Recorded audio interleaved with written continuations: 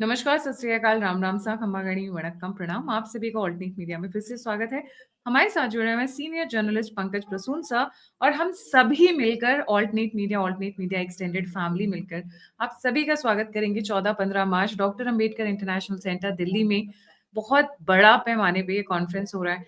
Second day I am very very मतलब मेरे दिल को छू रहा है बिकॉज जिस तरीके के लोग आ रहे हैं, डीआरडीओ साइंटिस्ट आ रहे हैं, डीजीज आ रहे हैं, एयर चीफ मार्शल आ रहे हैं, इस तरीके के हमारी जो लाइनअप ऑफ स्पीकर्स है, की नोट स्पीकर्स हैं, इट्स अमेजिंग।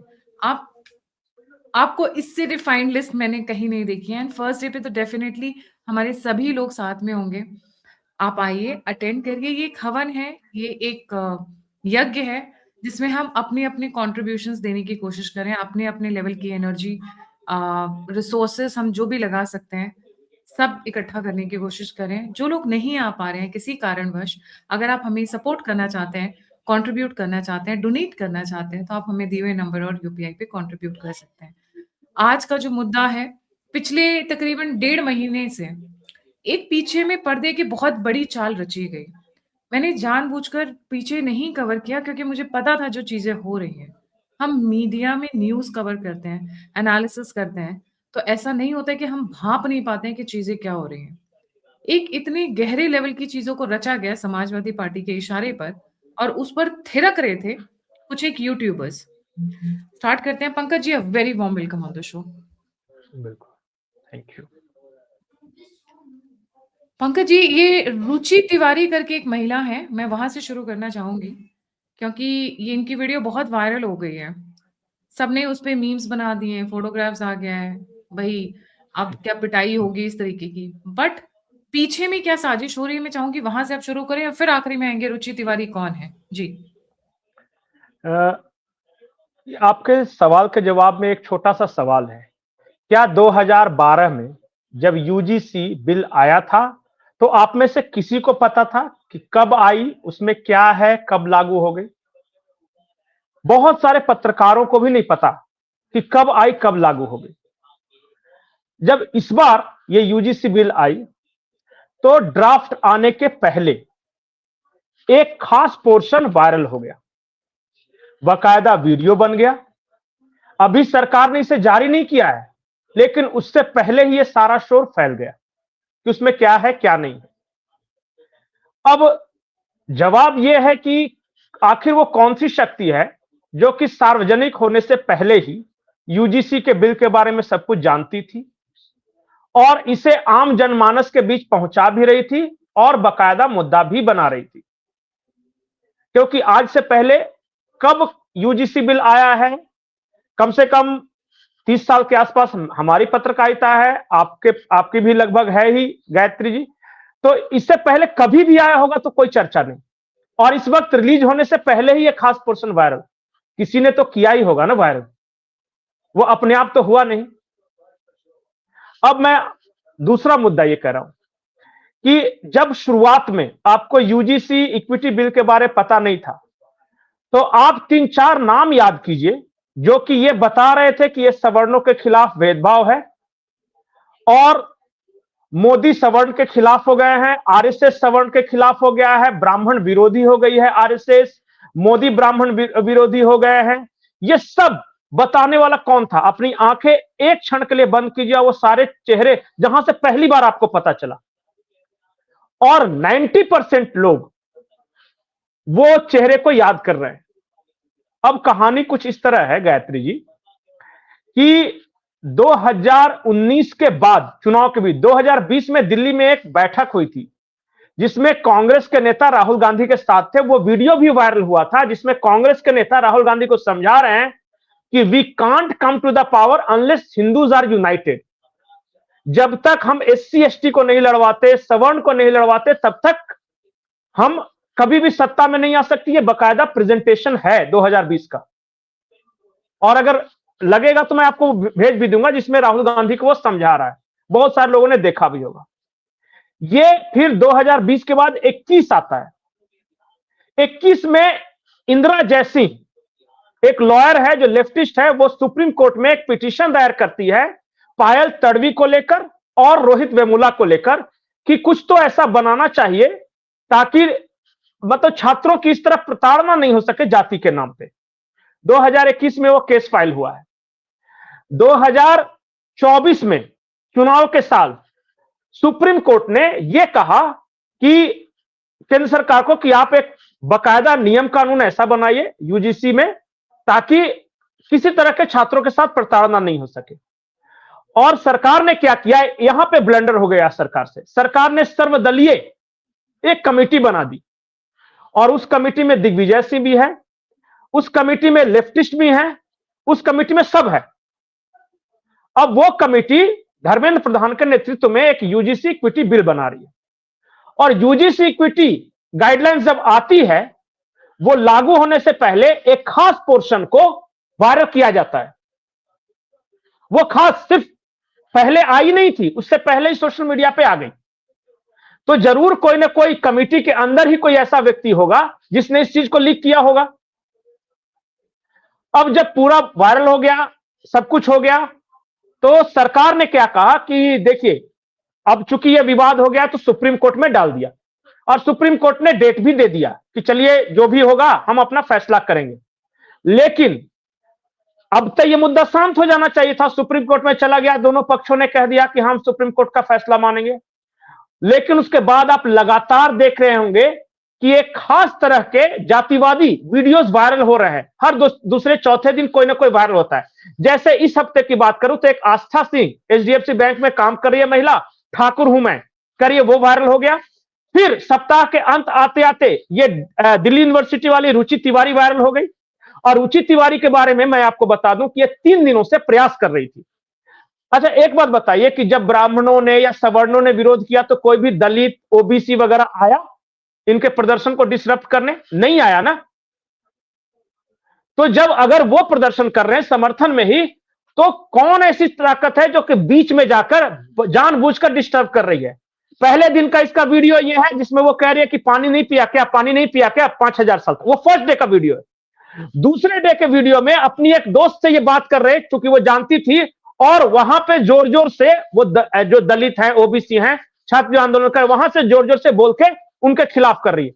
तीसरे दिन ये जाके ये घटना हुई है। वो छात्र हैं, हो सकता है कि उनमें से कुछ छात्रों को उकसाया गया हो और ये हो सकता है कि इसके व्यवहार से हो सकता है कोई आक्रोशित हो। मेरा यह सवाल है कि जब वो लोग नहीं आए आपके आंदोलन में डिस्टर्ब करने तो आप क्यों जा रहे हो? और क्यों जा रहे हो इसका जवाब है रुचि तिवारी। रुचि तिवारी का बैकग्राउंड पता कीजिए, ये किन लोगों से संपर्क में है, यूट्यूब में इससे पहले इसने क्या क्या कंटेंट डाले हैं किसी को नहीं पता था। अचानक से नेशनल हीरो। अब आते हैं कहानी के थर्ड पार्ट में। 4 हिस्सों में एक कहानी हुआ यह कि 2021 में ये सब यूजीसी हो गया, इंदिरा जयसिंह जो लेफ्टिस्ट है, गांधी परिवार की समर्थक है, वो सब हो गया, यहां तक हो गया। अब आता है कहानी का जो तीसरा हिस्सा मैं बता रहा हूं। जब ये सारा विवाद होने वाला था उससे पहले, यूजीसी जारी होने से पहले कुछ यूट्यूबर्स को पेमेंट की गई और यह पेमेंट यूपी से की गई है। और यह कब पेमेंट की गई है मैं आपको एक डेट बता देता हूं। यह यूजीसी विवाद जब यह शुरू हुआ उससे ठीक हफ्ता 10 दिन पहले अलग अलग चूंकि 4-5 लोग हैं उनके खाते में डाला गया पैसा। वो कौन लोग हैं? और फिर से मैं कहूंगा अपनी आंखें बंद कीजिए और जरा सोचिए कि पहली बार आपको किस यूट्यूब से या कौन से वीडियोस आपको मिले जो कि आपको आक्रोशित कर रहे हो। और फिर जो मैं कह रहा हूं कि ये मुरादाबाद के थ्रू वाया मुरादाबाद एक कॉन्टैक्ट साधा गया। वो समाजवादी पार्टी के नेता हैं जिन्होंने ये सारा पेमेंट वगैरह किया और तब ये जाके पूरा इकोसिस्टम का निर्माण हुआ। अब इकोसिस्टम में कैसे हुआ जरा सोचिए। आप हैरान रह जाइएगा। अचानक मोहन यादव विलेन लगने लगे। कोई अनिल मिश्रा है वो ब्राह्मणों का नेता हो गया। कोई आईएएस संतोष है जो कि सवर्णों के बारे में ये एक वीडियो वायरल हुआ उसका जिसमें वो कह रहा है कि सवर्ण की बहु बेटियों से शादी कर लो। बाद में जांच हुई तो ये अनिल मिश्रा ये एनएसयूआई का सदस्य था और वो जो संतोष है आईएएस वो दिग्विजय सिंह का नजदीकी था। अब Digvijay Singh UGC equity committee, Digvijay Singh वो आईएएस संतोष वर्मा और मध्य प्रदेश एनएसयूआई से जुड़ा हुआ ये कौन मिश्रा, अनिल मिश्रा, सारे एक ही तार कांग्रेस में। अब आइए यूपी। यूपी में अभिमुक्तेश्वरानंद, अचानक माघ मेले के बाद वो ब्राह्मणों का बहुत बड़ा हितैषी हो गया, अखिलेश यादव उसके भक्त हो गए।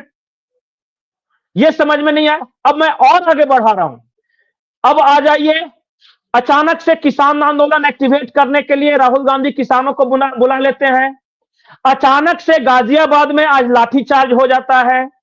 अचानक से अमरोहा में शिव भक्त लेटे हुए हैं, मुसलमान पत्थरबाजी कर देते हैं।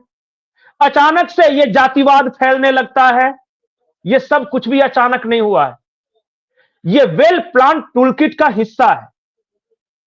और कहानी का चौथा हिस्सा है कि क्यों मोदी को लेकर बहुत ज्यादा परेशानी अब नहीं है, क्योंकि तीसरा टर्म है। 2029 में मोदी का चुनाव, अभी तो 2026 ही चल रहा है, तो अभी से क्यों परेशान रहेंगे। लेकिन टारगेट है लखनऊ, टारगेट है योगी। उनको पता है कि एक बार योगी को हरा दिया, यूपी का किला ध्वस्त हो गया, तो 2029 में तो मोदी स्वतः ही खत्म हो जाएगा। उनको पता है कि कहीं मोदी के इस्तीफे के बाद योगी न आ जाए। तो टारगेट फिक्स, टूलकिट तैयार, फंडिंग पूरी, रीजन, और 2020 से लेकर 2025 तक की ये पूरी प्लानिंग। 4 साल ये सारा काम चलता रहा है। जी गायत्री। समाजवादी पार्टी की तरफ से प्लानिंग है, पर ये जो जितने भी यूट्यूबर्स वगैरह हैं, सोशल मीडिया इन्फ्लुएंसर्स हैं, जिस तरीके से आक्रोश फैला है, इनको तो नुकसान होगा अगर योगी जी चले जाते हैं। फिर तो कांग्रेस आ जाएगी, तो फिर ये अपनी दुकान कैसे चलाएंगे। नहीं नहीं, मैं आपको इंटरेस्टिंग कुछ फैक्ट्स बताता हूं। 4-5 लोग मुझे पता है कि नाम कौन कौन है, लेकिन जरा 2014 के पहले इन लोगों के बारे में रिसर्च कीजिए, जिस पे भी आपको शक हो, और रिसर्च कीजिए और पता कीजिए कि ये लोग कौन हैं।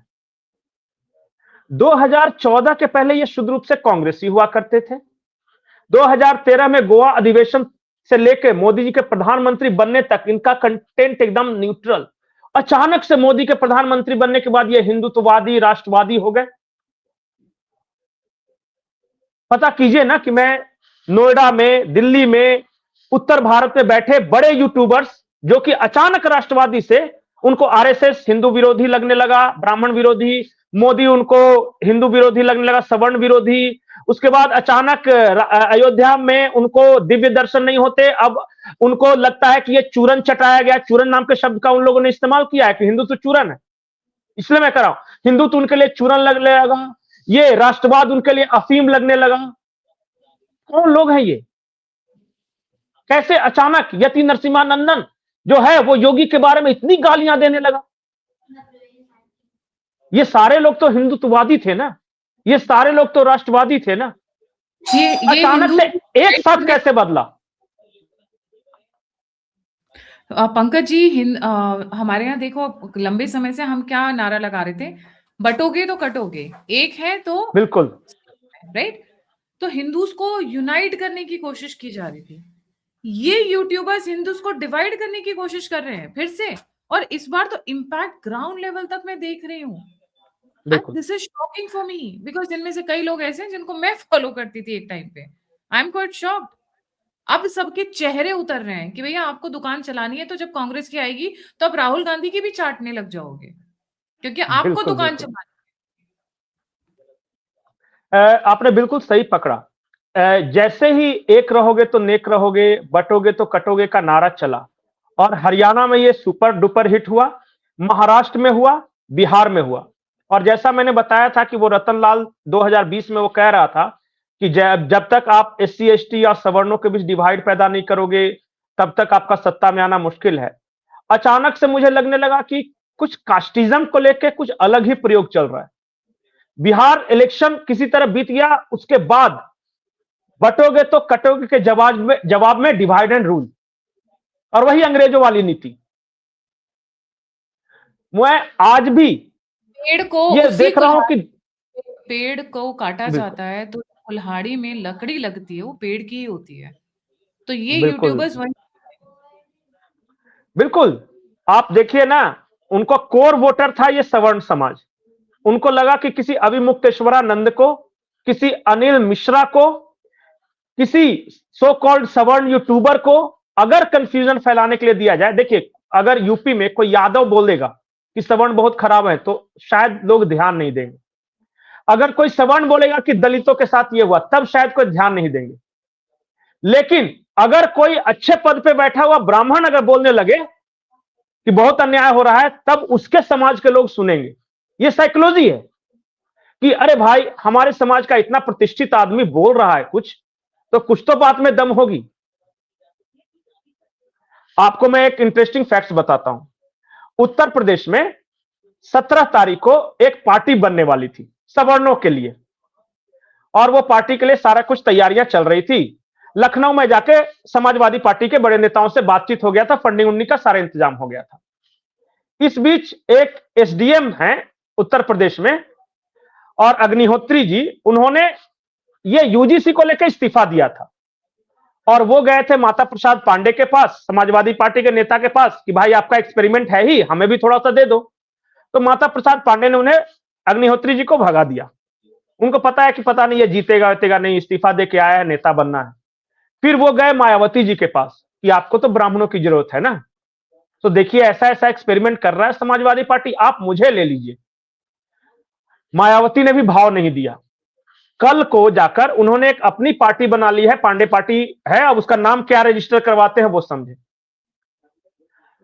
कोशिश ये है कि सवर्ण वोटों को किसी तरह अगर योगी से हटा दिया जाए, 5-10% वोट भी अगर इस तरह बिखरते हैं तो अपना काम बन जाएगा। अचानक देख नहीं रहे कि अखिलेश यादव का कितना ब्राह्मण प्रेम उमड़ रहा है। ये सब चीजें ऑब्जर्व तो कीजिए। कोई अगर खुली आंखों से कोई देखे तो साफ साफ नजर आ रहा है। आखिर क्यों ऐसा होता है कि पूर्वांचल में और बिहार में जातिवाद है? क्यों ऐसा होता है कि पश्चिम में किसान आंदोलन है? क्यों ऐसा होता है कि जिन एरिया में मुसलमान है वहां पे ये हिंदू मुस्लिम दंगे अमरोहा वगैरह में हो जाते हैं? ये एक्सपेरिमेंट चलेगा और सब पे अन्याय इसी तरह होता रहेगा 2022 के इलेक्शन, 2027 के यूपी विधानसभा चुनाव तक। ब्राह्मणों पर खूब अत्याचार होगा, समोसे वाला उन्हें समोसा 2 रुपए की जगह पे 20 रुपए में देगा, ओबीसी पे इसी तरह होगा, दलितों पे अत्याचार बढ़ेगा, किसान पे ये करेगा, सब कुछ चलेगा 2027 तक। ये संयोग नहीं गायत्री जी, ये प्रयोग है और बहुत लंबी प्लानिंग है इसके पीछे। इस कास्टिसिज्म को हम मिटाने की कोशिश करते हैं। आपको पता है मैंने अपना लास्ट सरनेम जानबूझ के हटा दिया, बिकॉज वो एक बताता है कि मैं किस उससे हूँ, किस कास्ट से हूँ। मैंने जानबूझकर हटा दिया। जिस कास्टिसिज्म को हम मिटाने की कोशिश कर रहे हैं, उसी को इन्होंने फिर से रीइंफोर्स कर दिया। कम से कम 5 साल की मेहनत के ऊपर पानी फेर दिया। धिक्कार है इन यूट्यूबर्स को, सीरियसली। तुम अपने आप आराम से गायत्री जी जी, गायत्री जी आपको शायद पता नहीं होगा कि नोएडा में बैठ के ये लोग ये सारा गेम प्लान रच रहे थे, और आपस इनका एक फ्रेंड सर्किल है, और आप देख लीजिएगा आपस में एक दूसरे के साथ कभी वीडियोस बनाते हैं, साथ में बैठते घूमते एक दूसरे के अगर चैनल, आप देखिएगा उनको कि वो 4 ही हैं जो खास करके अपर कास्ट का सो कॉल्ड नैरेटिव सेट कर रहे हैं। मुश्किल से 4-5 होंगे, इससे ज्यादा नहीं है। वो उंगली पे गिनने लायक नाम है, लेकिन हां कहीं ना कहीं से एक जो टूलकिट जो कि वायरल करता है ट्विटर पे या सोशल मीडिया पे, वो किसी पॉलिटिकल पार्टी का है। इनका वीडियो नहीं, इनका वीडियो काम का आया तो वायरल किया, नहीं तो छोड़ दिया, लेकिन घटनाएं वायरल कर रहा है। वो आस्था सिंह वाली घटना, अभी मध्य प्रदेश में एक कोई आदमी है जो कि एक कार वाले को पार्किंग के लेके झगड़ा कर रहा है, वो इस नाम से ये वायरल किया जा रहा है कि एक जज साहब हैं जिनको बीजेपी का नेता कह रहा है कि तुम पे SC ST लगा दूंगा अगर गाड़ी यहां से नहीं हटाई तो। इस नाम से लेकर भी वायरल हो रहा है। अब सोचिए कि किस स्तर से प्लानिंग की गई थी। डिवाइड एंड रूल, बांटो और राज करो। समाजवादी पार्टी ने बहुत सही यूट्यूबर्स को पकड़ा है, और जिस तरीके से ये गेम खेला गया है, मेरे को लोगों ने कहा आप यूजीसी नहीं कर रहे हैं, आप यूजीसी कवर नहीं कर रहे। मैंने किया है, जो मेन बंदा है मैंने उनका नाम तक लिया है और पिन पॉइंट करके कहा है कि आपने चांदी की थाली पे, क्योंकि देखिए गलती तो की इन्होंने ना पंकज जी, बिल्कुल गलती तो की इन्होंने। 8 उसमें हुआ क्या जी, ब्लंडर क्या हुआ कि पूरा सभी दलों का एक कमेटी बना के धर्मेंद्र प्रधान ने सोचा कि वो सबको खुश कर लेंगे और फिर तो कोई ऑब्जेक्शन आएगा नहीं। इग्नोरेंस, इन्होंने ध्यान नहीं दिया उस चीज को। या फिर कोई इनका ऐसा आदमी होगा जिसको फाइल पढ़ने की जिम्मेदारी होगी, उसने जानबूझ के डिच किया होगा? हाँ, कौन है वो? हाँ, एक बंदा है जो जेएनयू का वाइस अच्छा, चांसलर रहा है 2016 से 22 तक के बैच में। एग्जैक्टली, उसने एग्जैक्टली, बताई वो नहीं बता सकता था। भारत तेरे टुकड़े होंगे के नारे जेएनयू में चले और उसी बंदे को आपने उस कमिटी के उसमें बिठा रखा है ऑब्जर्व करने के लिए और गाइडलाइंस को देखने के लिए। इन्हीं लोगों ने मिलकर किया है। अच्छा, हर चीज के लिए मोदी और अमित शाह को रिस्पॉन्सिबल करना है। एक बात बताइए, 1.5 बिलियन पॉपुलेशन है, 5 लोगों के परिवार में ये नहीं पता होता कि दूसरा बंदा क्या कर रहा है। How are they suppose to keep a tab on everything? Ministries इसीलिए बनाई गई नहीं, है ना, मिनिस्टर नहीं, देखेगा। और आप एक चीज ध्यान दीजिएगा, एक चीज ध्यान दीजिएगा कि ये सारे चीजों में सबको छोड़ के मोदी अमित शाह ही टारगेट है और योगी। नहीं, इस बार क्यों? I disagree with you Pankaj ji. यहाँ पे टारगेट, हम्म, अभी आपने कहा ना मोदी जी तो का थर्ड टर्म है। अब वो कई बार उनके चेहरे पे थकावट दिखती है ना, I really feel for him कि बिल्कुल, भाई इस एज में भी आके वो इतनी मेहनत कर रहे हैं, किसके लिए कर रहे हैं? उनका तो परिवार है नहीं, शादी की नहीं, शादी उनका अलग अलग चल रहा है। इस एज में वो इतनी मेहनत भारत के लिए कर रहे हैं, एक विजन के साथ चल रहे हैं। He wants to see India developed and grow, मतलब एक अच्छे स्केल पर। उनको क्या जरूरत है आराम से बैठ के 16 घंटे अपना 4 घंटे सो रहे हैं, 16 घंटे काम कर रहे हैं, ट्रैवल करें, क्या जरूरत है? Why is he doing it? कोई जरूरत नहीं है। But he has a vision. इनके रडार पर दो भरते हुए नेता हैं। इनको चाहिए कि MP should be lost, Mohan Yadav should be gone, number one. बिल्कुल, और उससे ज्यादा इनकी जो निगाहें हैं वो है योगी आदित्यनाथ पे, क्योंकि वो छोड़ेंगे नहीं इन्हें। बिल्कुल, बिल्कुल। मोहन यादव, योगी आदित्यनाथ अभी उस टूलकिट के निशाने पे नंबर 1 और नंबर 2 हैं। और इसकी वजह है कि दोनों का, एक तो मोहन यादव जी बहुत पढ़े लिखे हैं और मध्य प्रदेश में सबसे मजबूत संगठन हुआ करता है भारतीय जनता पार्टी का, तो वहां डिस्टर्ब हुआ और यूपी डिस्टर्ब हुआ। अगर एमपी या यूपी जो चला गया तो बाकी तो वो संभाल लेंगे, फिर उनको कोई समझ। टेंशन नहीं, क्योंकि नीतीश बाबू के चलते बिहार चला ही जाएगा। तो अब बाकी ये हिंदी का बेल्ट में जहां जातिवाद चलता है, बाकी इनको कोई टेंशन है नहीं। बेसिकली योगी, अच्छा एक चीज बड़ी बहुत मजेदार और है, इसी टूल किट की बात कर रही हूँ। जब 2024 के इलेक्शंस हुए तो 2024 के इलेक्शंस में योगी वर्सेस अमित शाह इन्होंने खूब भुनाया है, बढ़िया एकदम मस्त। यही लोग थे, यही लोग यही थे लोग। उस वक्त। मैं बिल्कुल, मैं व्यूअर से हाथ जोड़कर विनती कर रही हूँ, इकट्ठा होने की सोचिए। हम हिंदूज की बात कर रहे हैं तो इकट्ठे नहीं होंगे तो क्या होगा? ये लोग फिर वही कर रहे हैं, फिर वही कर रहे हैं जो था नहीं।